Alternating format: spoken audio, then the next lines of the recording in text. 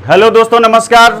मैं Virendra Kumar pioneer education classes में आप सभी लोगों का बहुत बहुत स्वागत करते हैं। आज आपके बीच फिर से समान ज्ञान लेकर आया हूं और उम्मीद करता हूं कि आपको ये बेहद पसंद आएगा। और अगर आपको पसंद आया हो और चैनल पर नए हो तो ऐसे वीडियो पाने के लिए प्रत्येक दिन निश्चित रूप से आपको मिलेगा ये वीडियो। ऐसा इसलिए तो आप मेरे चैनल को सब्सक्राइब कर लें ताकि मेरा वीडियो आप तक मिलता रहे। तो आइए पहला प्रश्न देखते हैं। भारतीय संविधान के निर्माण हेतु कुल कितने अधिवेशन हुए थे? कुल कितने अधिवेशन हुए थे? तो उत्तर क्या होगा? 11 अधिवेशन आयोजित हुए थे। कुल 11 अधिवेशन आयोजित हुए थे। और संविधान सभा के निर्माण में, संविधान को बनाने में 2 वर्ष 11 महीना 18 रोज लगा था। इस दौरान कुल 11 अधिवेशन हुए थे। कुल 11 अधिवेशन हुए थे और कुल 165 दिन लगे थे। कुल 165 दिन, कुल दिन तैसे 2 वर्ष 165, कुल अवधि 165 दिन का था। आयोजित किए गए थे अधिवेशन। जब भी आयोजित हुआ था तो कुल अधिवेशन का आयोजित था 165 दिन। कई गो अधिवेशन हुआ था? 11 गो अधिवेशन हुआ था और उसमें कुल दिवस 165 दिन लगा था। और इस संविधान को बनाने में 64 लाख खर्च हुए थे उस समय। हाँ, इस संविधान को बनाने में 64 लाख रुपए खर्च हुए थे उस समय। 64 लाख रुपए खर्च हुए थे। वो इस समय तो बहुत रुपए हो जाएंगे उसके। तो 64 लाख रुपए उस समय खर्च हुए थे। तो ये अगला प्रश्न है, संविधान सभा के सदस्यों का निर्वाचन कैसे हुआ था? संविधान सभा के सदस्यों का निर्वाचन कैसे हुआ था? तो उत्तर होगा प्रांतीय विधानसभा के सदस्यों द्वारा। प्रांतीय विधानसभा के सदस्यों द्वारा हुआ था। प्रांतीय विधानसभा के सदस्यों के द्वारा हुआ था। और ये संविधान सभा के सदस्यों का निर्वाचन प्रांतीय विधानसभा के सदस्यों के द्वारा अप्रत्यक्ष निर्वाचन पद्धति के आधार पर हुआ था। अप्रत्यक्ष निर्वाचन पद्धति के आधार पर हुआ था। अप्रत्यक्ष रूप से निर्वाचन पद्धति के आधार पर हुआ था। मैंने डायरेक्ट जनता नहीं चुनी थी उसको, अप्रत्यक्ष रूप से हुआ था। और 10 लाख की जनसंख्या पर एक प्रतिनिधि संविधान सभा के लिए चुना गया था। 10 लाख की जनसंख्या पर एक प्रतिनिधि संविधान सभा के लिए चुना गया था। 10 लाख की जनसंख्या पर। प्रत्येक प्रांत में उनकी जनसंख्या के आधार पर यह तय किया गया था। सीट का चुनाव बंटवारा भी किया गया था। मुस्लिम लीग से भी चुन कर आए थे और भारतीय कांग्रेस पार्टी से भी चुन कर आए थे और भी मतलब चुन कर आए थे। तो कुल इस तरह मतलब कि चुनाव इसका हुआ था।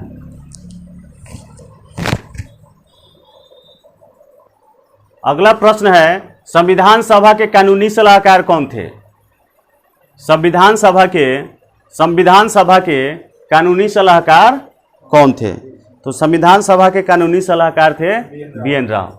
बी.एन. राव संविधान सभा के कानूनी सलाहकार थे। सर बेनेगल नरसिंह राव। सर बेनेगल नरसिंह राव, इसका पूरा नाम इनका सर बेनेगल नरसिंह राव था।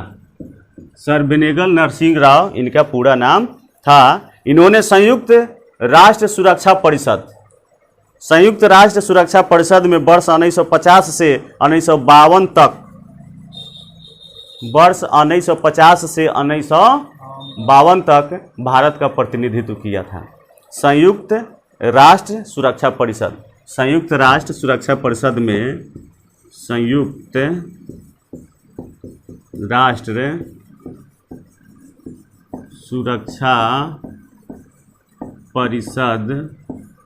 में इन्होंने 1950 से 1952 ईस्वी तक भारत का प्रतिनिधित्व किया था।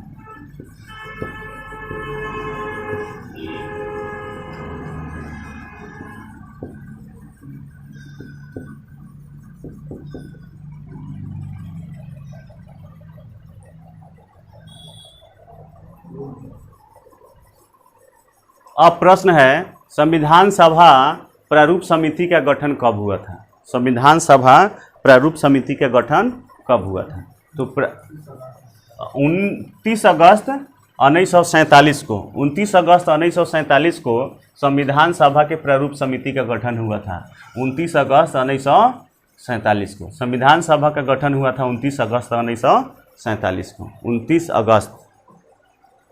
देश कब आज़ाद हुआ? 15 अगस्त 1947 को। और ठीक 2 दिन बाद, देश जैसे ही आज़ाद हुआ ठीक उसके 2 दिन बाद संविधान सभा के प्रारूप समिति की बैठक होती है। संविधान सभा के प्रारूप समिति का गठन हो जाता है। संविधान सभा के प्रारूप समिति की गठन हो जाता है, जिसके अध्यक्ष थे संविधान सभा के प्रारूप समिति के अध्यक्ष, प्रारूप समिति के अध्यक्ष कौन थे? प्रारूप समिति के अध्यक्ष कौन थे? डॉक्टर भीमराव अंबेडकर।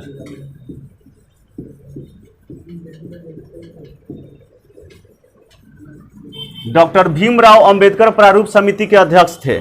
डॉक्टर भीमराव अंबेडकर प्रारूप समिति के अध्यक्ष थे और इनके अतिरिक्त 6 और सदस्य थे। कुल मिला के प्रारूप समिति में कितने सदस्य थे? 7 सदस्य थे। तो अध्यक्ष एक हो गए भीमराव अंबेडकर साहब और इनके अतिरिक्त भी 7 सदस्य और थे, 6 सदस्य और थे। एन गोपाला स्वामी, एन गोपाला स्वामी, एन गोपाला स्वामी अय्यर, एन गोपाला स्वामी अय्यर। 2 में था एन गोपाला स्वामी अय्यर के बाद आयंगर,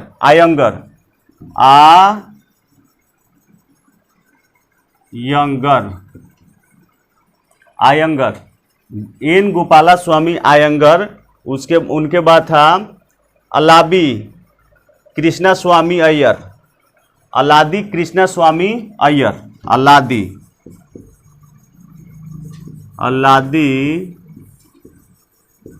कृष्णा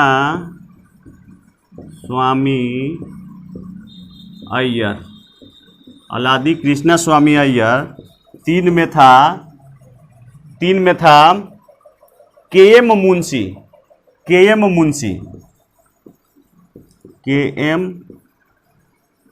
मुंशी। 4 नंबर में थे सैयद मोहम्मद सादुल्ला, सैयद मोहम्मद सादुल्ला, सैयद मोहम्मद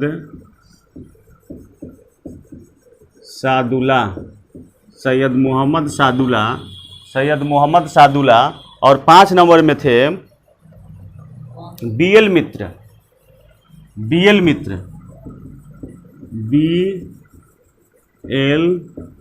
मित्र।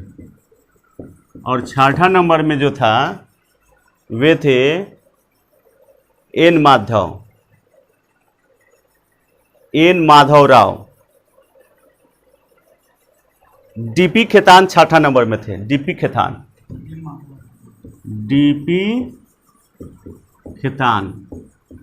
एन माधव भी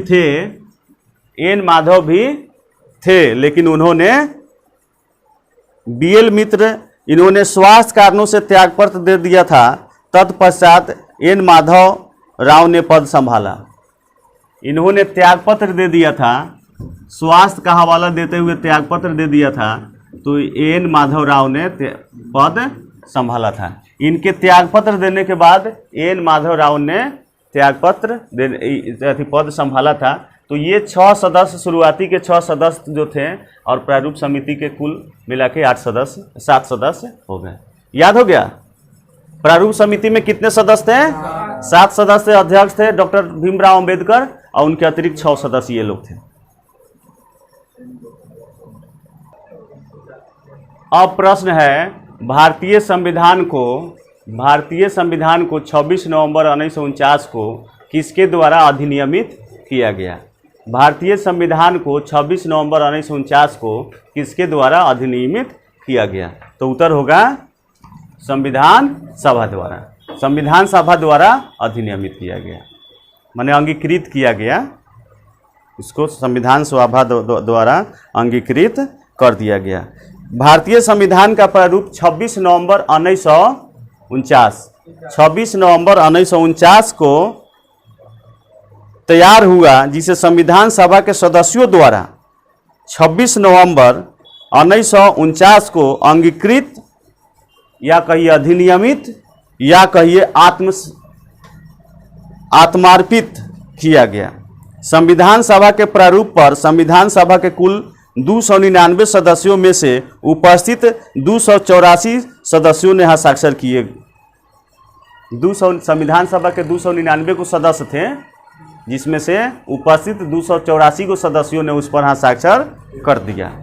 संविधान सभा पर 284 को हस्ताक्षर कर दिया तथा संविधान के कुछ प्रावधान इसी दिन लागू कर दिए गए थे। संविधान के कुछ प्रावधान इसी दिन लागू कर दिए गए थे, और जैसे कि राष्ट्रपति का चुनाव, नागरिकता और निर्वाचन संबंधी प्रावधान इसी दिन लागू कर दिए गए थे।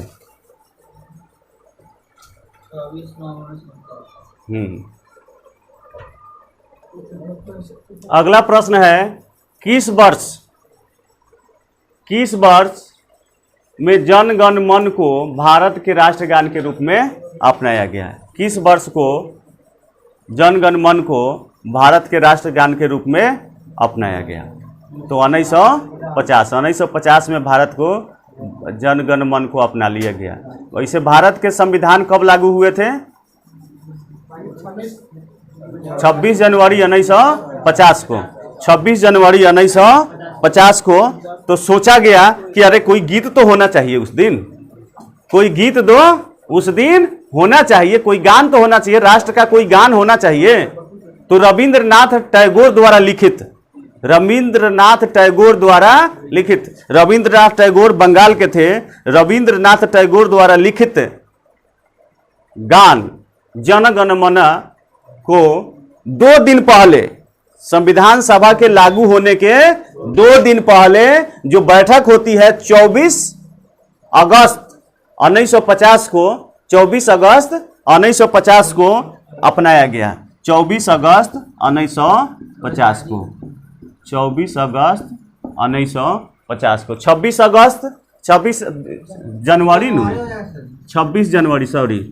26 जनवरी को जो बैठक होती है 24 जनवरी, तो उसमें अपनाया गया। और इस गान के लेखक कौन थे? रविन्द्रनाथ टैगोर ने। जन गण मन की रचना रविन्द्रनाथ टैगोर द्वारा वर्ष 1911 में की गई थी। रविन्द्रनाथ टैगोर ने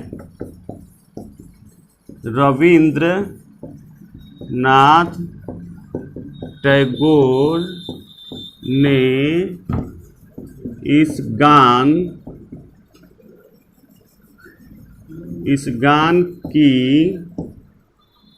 रचना 1911 ईस्वी में की थी। 1911 ईस्वी में रविन्द्रनाथ टैगोर ने की थी। आपको बता दें, रविन्द्रनाथ टैगोर को नाइटहुड की उपाधि मिली थी। प्रथम विश्व युद्ध के दौरान नाइटहुड की उपाधि मिली थी, लेकिन इन्होंने जालियांवाला बाग हत्याकांड नरसंहार को देख करके इन्होंने अपनी नाइटहुड की उपाधि त्याग दी थी। साथ में गांधी जी ने भी कौन उपाधि अपना लौटाई थी? गांधी जी ने भी कैसरे हिंद की उपाधि गांधी जी ने भी लौटाई थी। और ये जो राष्ट्रगान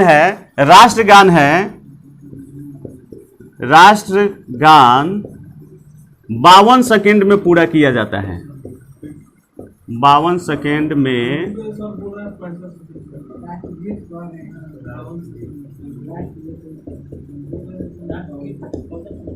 52 सेकेंड में पूरा किया जाता है। और इस गान को भारतीय राष्ट्रीय कांग्रेस पार्टी, भारतीय राष्ट्रीय कांग्रेस पार्टी, भारतीय राष्ट्रीय कांग्रेस पार्टी के द्वारा कलकत्ता अधिवेशन में गाया गया था। कलकत्ता अधिवेशन में पहली बार गाया गया था। जन मन गण को पहली बार वर्ष 1911 में, जन गण मन को पहली बार 1911 में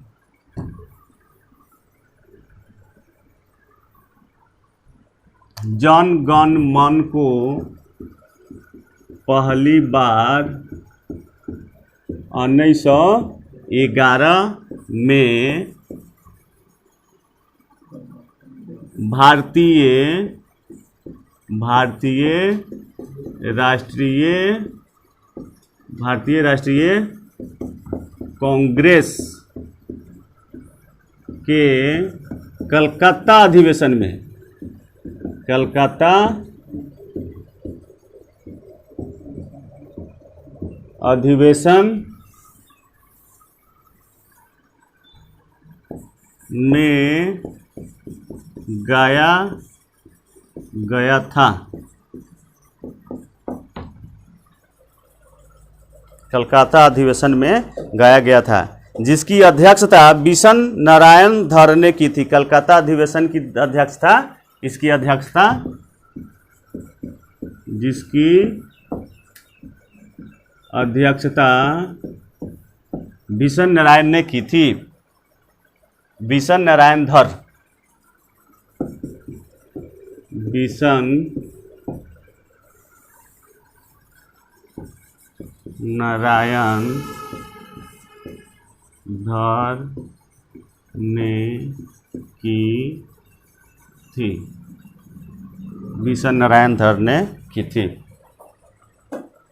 तो दोस्तों, मैं इस वीडियो को यहीं समाप्त करता हूं। उम्मीद करता हूं कि आपको ये वीडियो बहुत पसंद आएगा, और अगर पसंद आया होगा, अगर मेरे चैनल पर नए हो, सब्सक्राइब नहीं किए हो, तो ऐसे वीडियो प्रतिदिन पाने के लिए मेरे चैनल को जरूर सब्सक्राइब कीजिए, बेल आइकन को दबाइएगा, ताकि मेरा वीडियो प्रतिदिन जो बनता है वो आप तक पहुंच जाए। बहुत बहुत धन्यवाद।